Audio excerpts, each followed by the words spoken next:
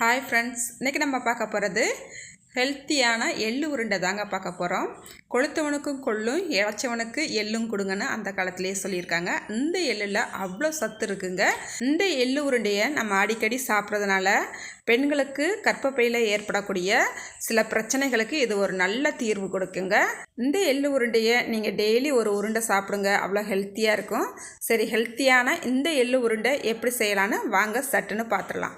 இந்த எள்ளு உருண்டை செய்கிறதுக்கு 1/4 கிலோ எள்ளை நல்லா 2-3 தடவை கழுவிட்டு தண்ணியெல்லாம் உணர விட்டு எடுத்துருக்கேங்க. இந்த எள்ளை இப்போ ஒரு கடாய்க்கு மாற்றிக்கலாம். மாற்றிட்டு அடுப்பை மிதமான தீயில் வச்சுக்கிட்டேவும் ஒரு 7-8 நிமிஷம் நல்லா வறுத்துக்கிட்டோம்னா சட்டு நல்லா பொரிஞ்சு வறுபட்டு வந்துடும். இதை ஒரு பாத்திரத்துக்கு மாற்றிட்டு ஆற விட்டுறலாங்க.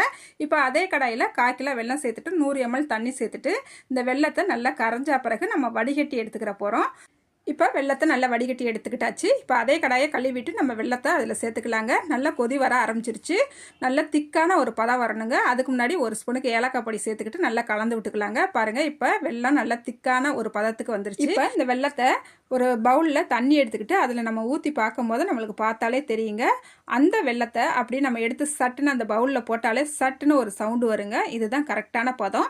இந்த பதத்துக்கு வந்தால் போதும். இப்போ அடுப்பை ஆஃப் பண்ணிக்கலாம். வறுத்து வச்சுருக்கிற எள்ளையும் ஒரு 100 கிராம் பொரிகடலையும் இதில் சேர்த்துக்கிட்டு அடுப்பை மறுபடியும் சிம்மில் வச்சுக்கலாங்க, பற்ற வச்சுக்கலாம்.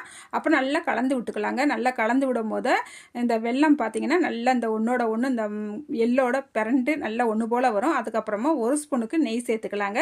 நல்லா ஒரு செகண்ட் மட்டும் கலந்து விட்டுட்டு அடுப்பை ஆஃப் பண்ணிவிட்டு கையில் கொஞ்சமாக நெய் தடவிக்கிட்டு நல்லா எள்ளு உருண்டைகளை நம்ம பிடிச்சிக்கலாங்க. அந்த சூடு இருக்கும் போதே சட்டுன்னு நம்ம எள்ளு உருண்டையை பிடிச்சிக்கிறோம். ஆறிடுச்சுன்னா எள்ளு உருண்டை பிடிக்கிறதுக்கு நம்மளுக்கு வராதுங்க. இப்போ நம்ம எள்ளு உருண்டையை சூப்பராக பிடிச்சி எடுத்துக்கிட்டாச்சுங்க. டேஸ்ட்டு செம்மையாக இருக்குது. நீங்களும் இதே போல் ட்ரை பண்ணி பாருங்கள்.